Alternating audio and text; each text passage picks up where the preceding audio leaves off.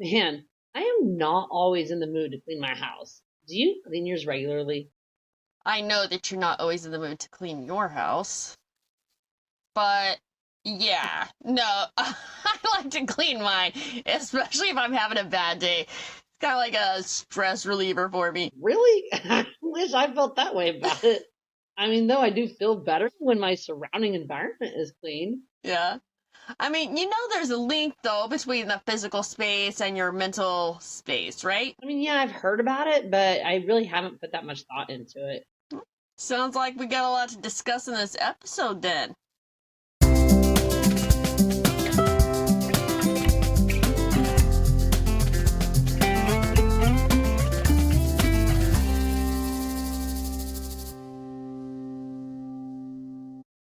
Hello and welcome to Adulthood is a Project, the show where two sisters discuss the lessons learned and growth earned through the realities of life.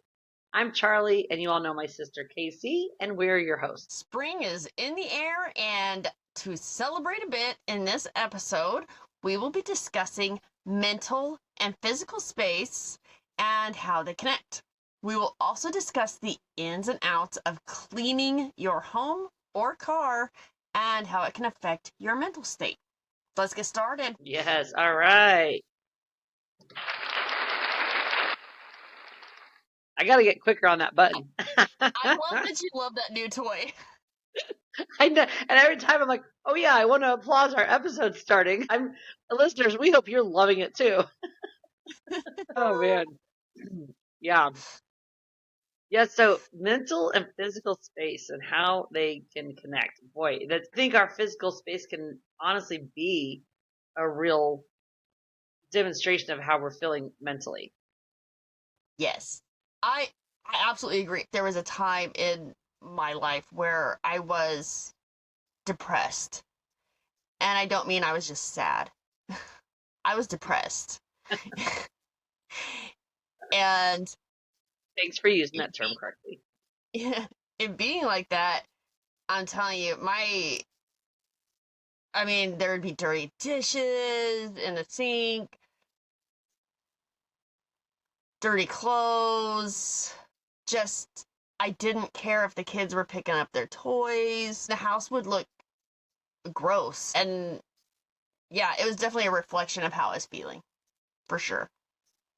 That and it's funny. I know we're kind of prepping for this episode, and unintentionally, I just had a little piece of this happen to me. I've been a little cluttered in my mind recently. There's a lot of stuff going on, and I had come home. I was like, I've got to clean my bedroom. It was just getting too much. And sure enough, as soon as I got it reorganized, so I was more decluttering today. It wasn't like gross, dirty like dishes and stuff, but just reorganizing it a little bit and decluttering. I could say within 5 minutes I felt better. I was like, oh, that just took a weight off my shoulders, kind of thing, Yes. So again, spring is in the air, right? And so Oh, I know. sounds like I got allergies now. But Well, spring is in the air. so I get spring break, and so I have a week off of work. And I do always make sure that during that week, now obviously I live in a travel trailer, so it doesn't get super dirty and super cluttery because there's not enough space for that kind of nonsense in here. Thank God. But I do have to come in and just reorganize my little areas next to my bed and reorganize my clothes. I will clean out and say, oh, I haven't worn this in forever, so I'm taking it out. Because, number one, I don't have a ton of closet space anyways. But number two, it helps me to feel so much better. And because I know that after spring break is a hot mess. It's such a push at school, and it's going to take all the mental energy I have.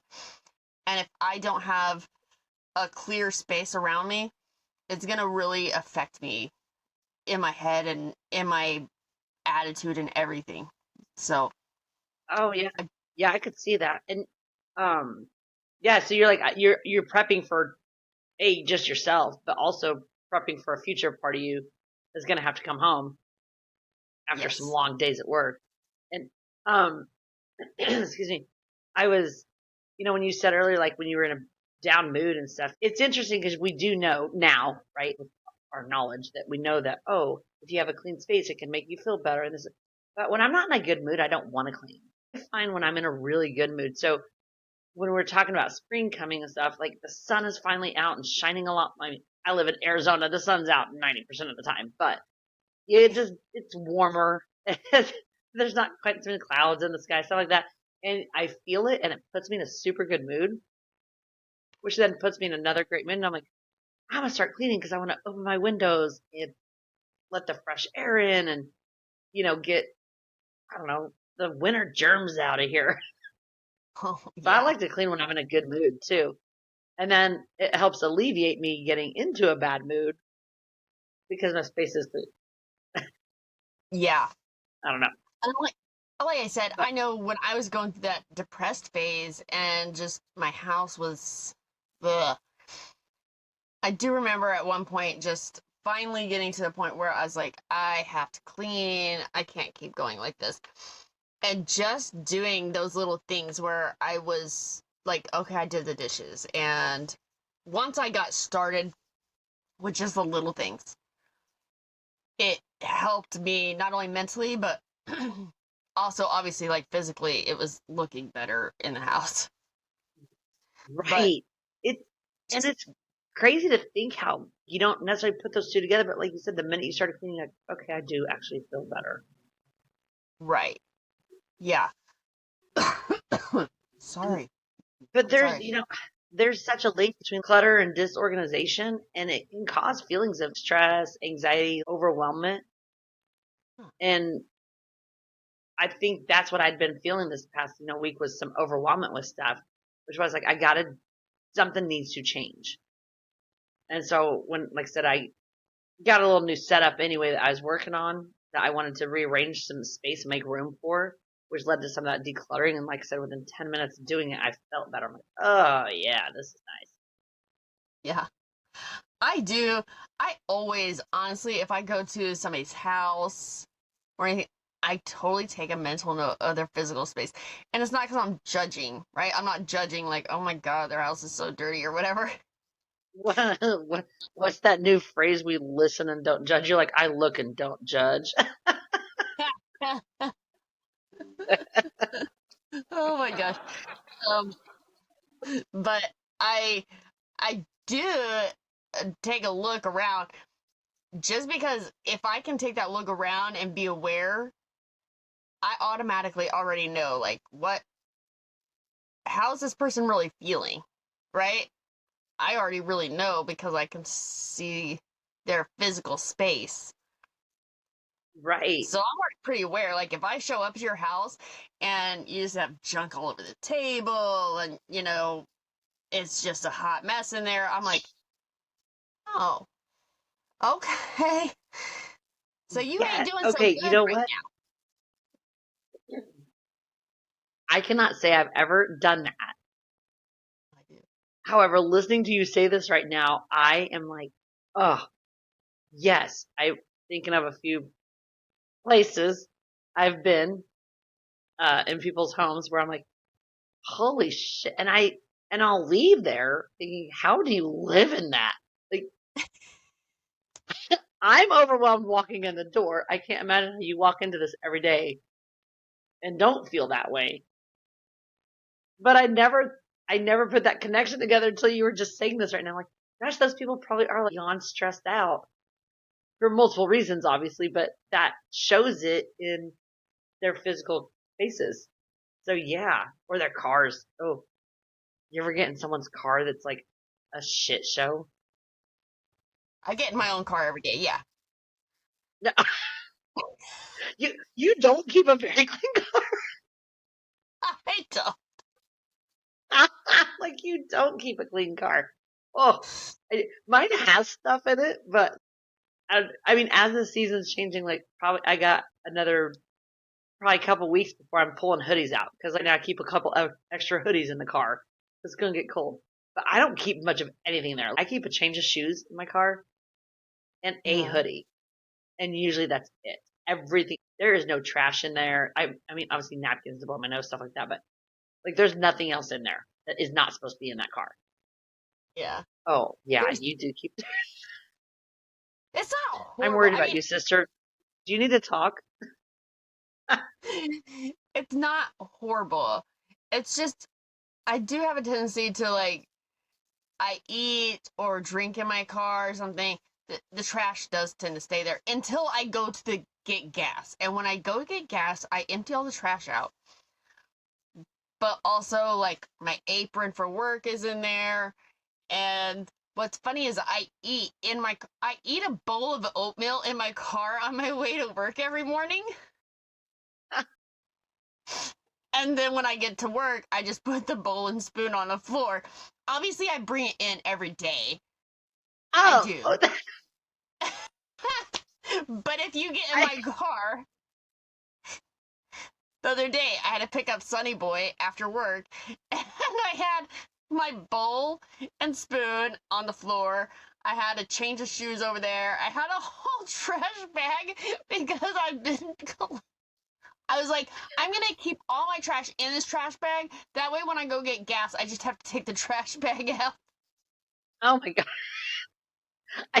Keeping a trash bag in my car, unless I am on an actual road trip, seems like absolute ridiculous to me. Like, how much trash could you possibly accumulate in a day? Oh Do my you god. stop You know, and take trash out of your car every day? I don't have trash in my car. I do. I don't even understand the concept of why you would get trash in your car. Like I have my water cup that goes everywhere with me. If I happen to say, which I do not know how you're eating a bowl of oatmeal on your way to work, but okay. If I I were to tried do with that, because I mean, I've maybe done it once or twice. But okay, I kind of get it. Like, if I were to do that, like, no one drive behind Casey in traffic or in front of her. In fact, just do not be on the roads in Tulsa. At what time do you go to work? 6 a.m.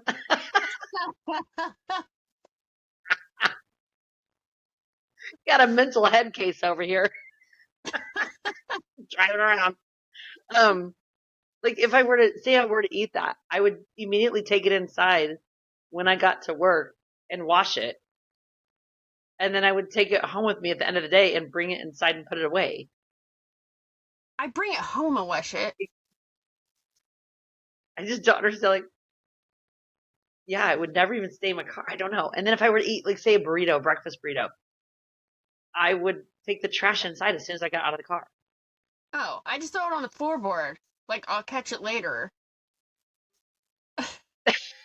Check you later.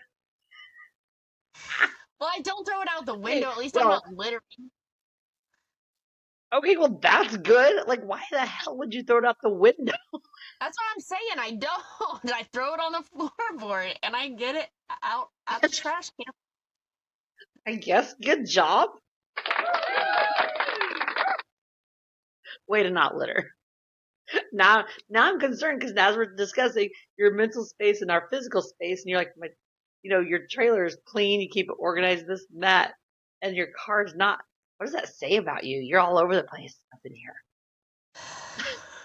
I'm a total head case. I will say also during spring break, I will clean my car. I will like do the whole like clean it, like detail clean it, make it look all nice, smell good, all that jazz. I will. Okay, you get a little armor, all the whole 9 yards. I got you. I don't do that often in my car. I just keep it. I just don't keep trash. I usually I so will. I do the whole 9 yards at least twice a year. Once on spring break and once on fall break. That's my one rule. Okay. Well, hey, you know what? You got a plan in place at least. I like that.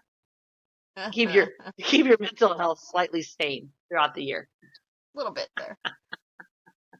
But yeah, as you were saying that, and I thought about that, it does make sense though, because I know I feel it for myself, right?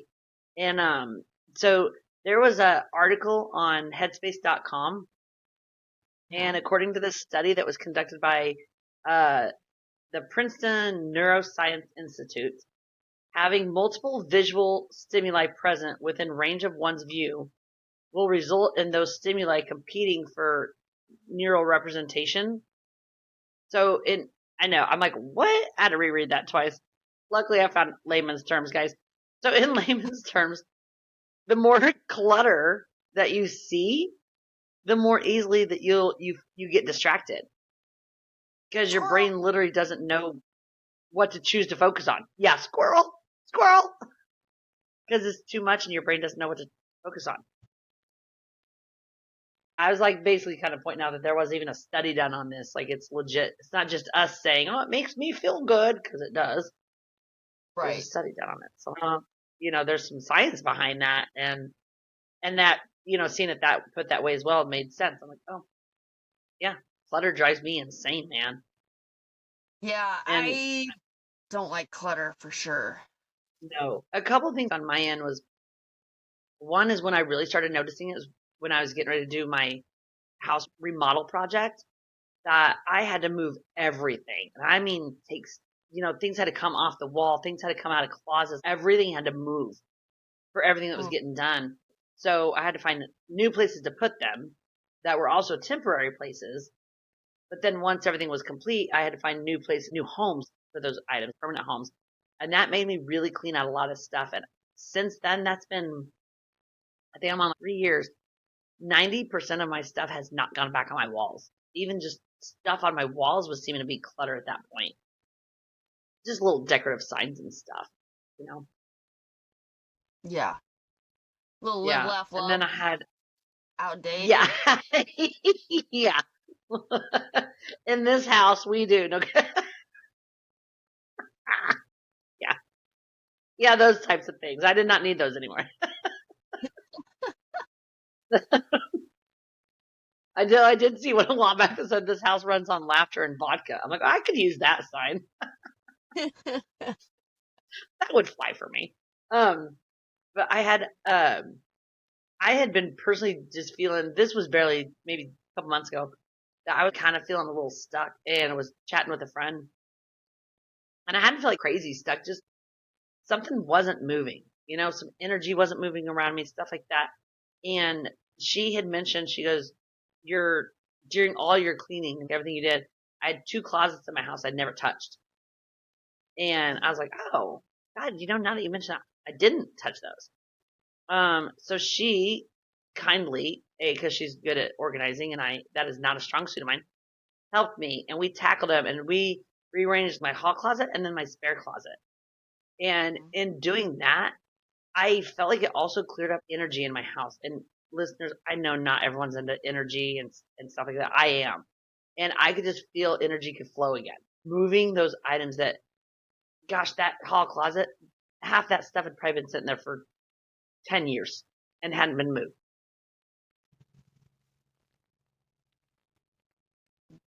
Yeah. So, hello? What? I don't- I was like, are you, are you having this conversation with me? I was.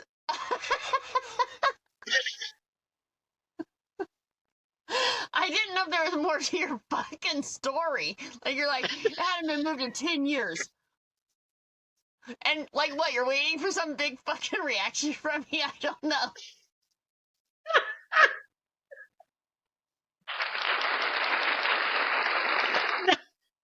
Didn't I'm sorry, I didn't realize the story was over at that point.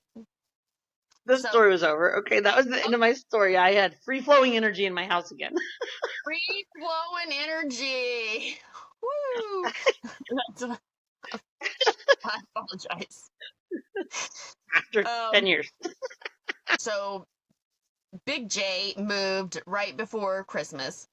And when he moved into the new apartment, one of his big things was he wants some new stuff and he wants to be organized, and which he's really organized anyways.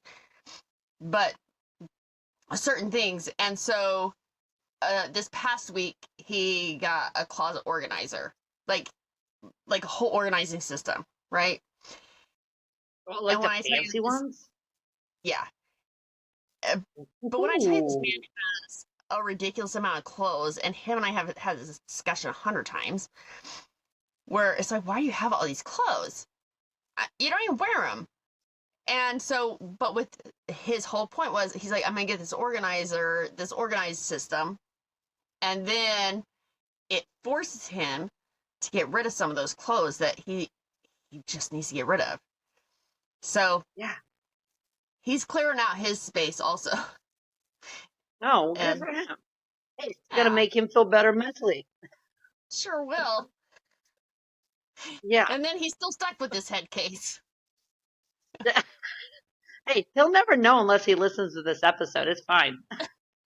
So 5 years from now, he might figure it out.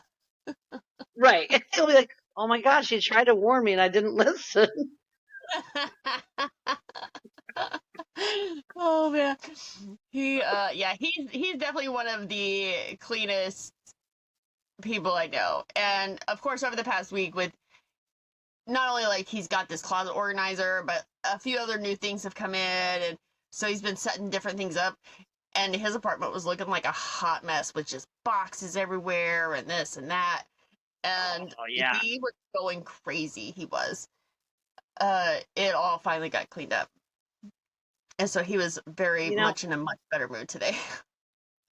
good. You're like, oh, good. Your face is clean. You're mentally better. Like, um, I was just when you said he's normally a super clean person, I was, there is something I suppose to be said for that too, because there are some people who are like clean freaks to the point of Yeah. anxiety.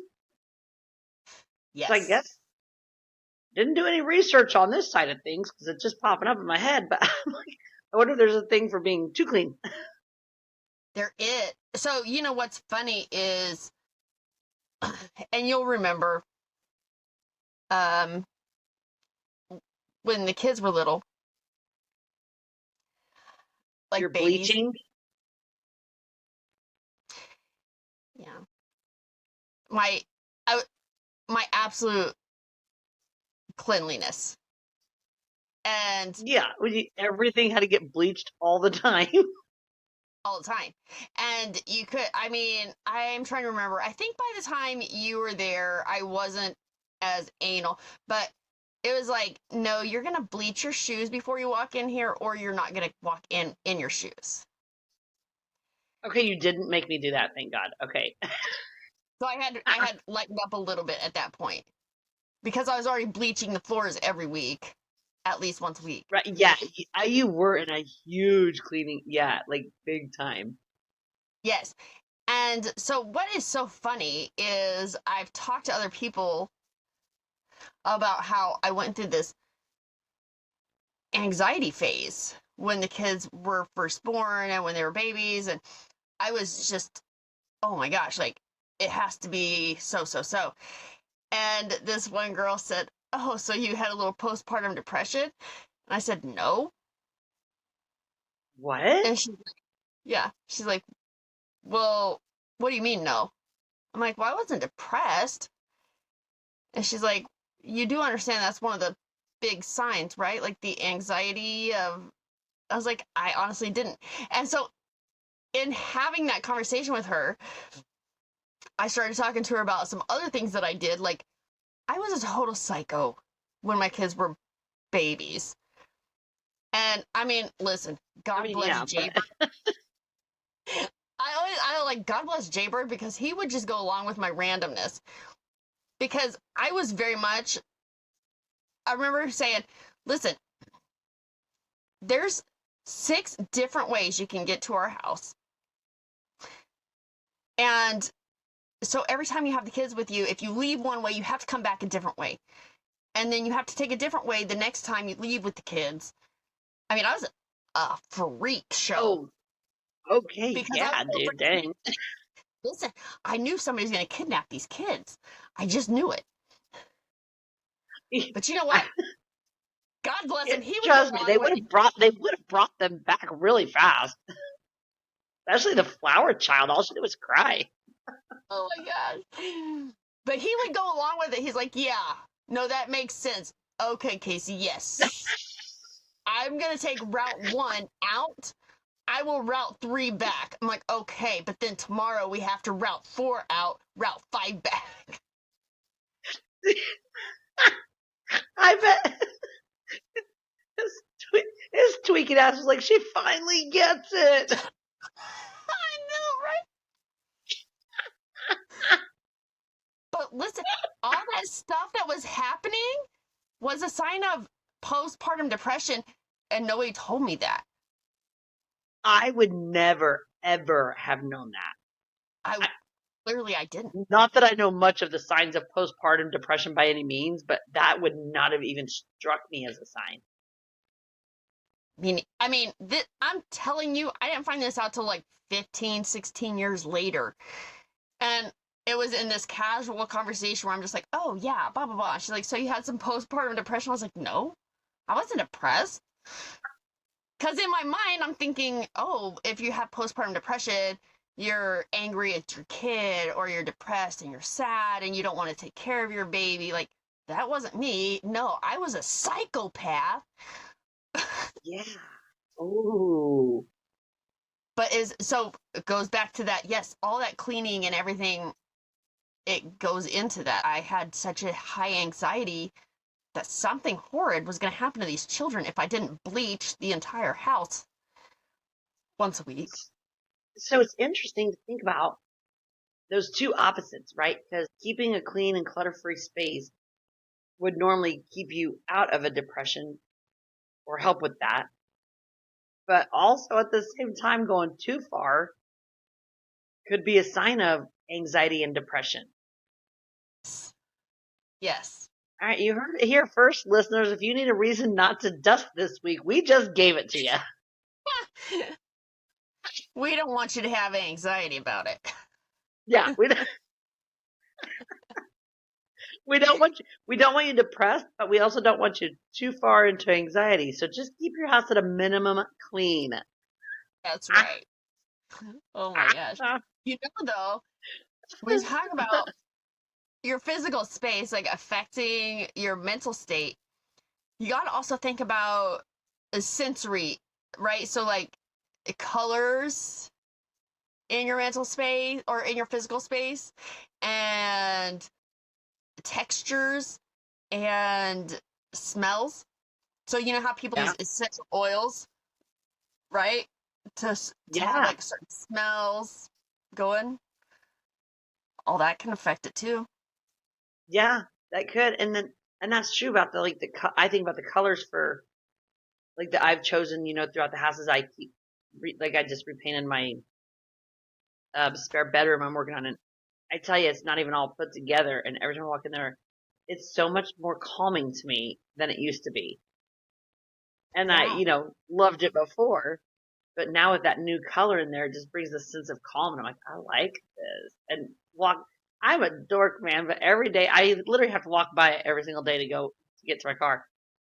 And I was kind of like either on my way out. It's usually on my way in for the day, because in the morning it's just dark and I'm just whatever. I'm not a morning person. So it's usually on my way home. When I get home and I'm walking past, I can do a little glance over there and smile. I'm like, oh, that's such a nice color in that room. So yeah, I totally see that. Like the colors, or if you have like a super soft pillow on your couch. Yes. The things we can do to make our space so much more inviting for us, not only physically, but mentally. Mentally, exactly. Yeah. Mm-hmm. And I know you won't necessarily understand, but when I start talking to you about this, you're going to catch it and you'll be like, oh, it makes sense. And I never thought about it really before becoming a teacher, but the classroom environment is so important. And by that, I mean just the way the environment is arranged, the way the furniture is arranged, and how it sits low enough to where things are in kids' reach. Oh. I mean, think about how frustrating it would be to need a pair of scissors, but they're all the way up here and you can't reach them, but you need to get a task done. And so, obviously, classrooms are arranged so that things like that are available to the kids that they need, or else how they Smart. would be so frustrated if, I mean, I'd Do say they teach? scissors. I'm not even being a smartass. Do they teach you that in school, or you just like I've you taken a kind of whole put it class together? on it, yes. There's a whole class for it. Oh, that's smart. Because yeah, it would if you're like you said, you need to get a task done. You can't even reach your scissors. We'll say Yeah. then the rest of your day is so frustrating because that one thing Yeah. Well, and is we lead to also talk about multiple stuff. how teaching kids to clean, like you want to keep your classroom clean, right? Well, it's not just your classroom, it's the kids' classroom too, and you want them to be able to clean. So one of the best things to do for kids is to keep a picture, a visual picture of what it looks like when the area is clean, and then also have things labeled, right? So if you have blocks, there's a drawer labeled blocks with a picture of blocks on it. So they know where the blocks go, and it's right there in their, and it's easier for them. They understand. And it makes it an Dude, you easier. can you come do that for my pantry? The picture and everything like that would really help me. it, listen, those visual cues are big. Yeah, I am not the best. Like, and I shouldn't keep saying it or affirmations, but from that other episode. But I'm just like, organizing is not my strongest suit. I mean, it is for me. Like in my head, if you were to say, "Hey, where's this at?" I'm like, "Listen, open that drawer up, pull about a third of the papers up. Just kind of guess, but you can't. About a third of the papers up. Look under there. You're going to see one little square of paper. On that one little square of paper is going to be the note you need." They're like, "What?" Never mind, I'll just go get it and I'm back in a minute. I'm like, boom, there. How did you find that one little square in that big stack of paper? I knew exactly how far down. I don't know. Like it was organized for me, right? So, But yeah, but I mean, it is. It's number one, it is an interesting class to go through, like your classroom environment. But also it's just things where you're like, it makes so much sense and duh, but you wouldn't think about it if you're not right, sitting there dealing with it, right? And so, like yeah, or hearing about it. yeah, you could Like, totally oh F a yeah, kid's day up if I, their classroom environment's a hot mess. But right. after, Then their learning is going to get totally messed up because they're not even concentrating on learning because the whole environment's shit or something. I don't know. and you can't just be like, go clean. And they're like, Right? Yeah, well, because like, oh, what's that mean? they're like, okay, so I'll throw these blocks under this shelf. That looks right.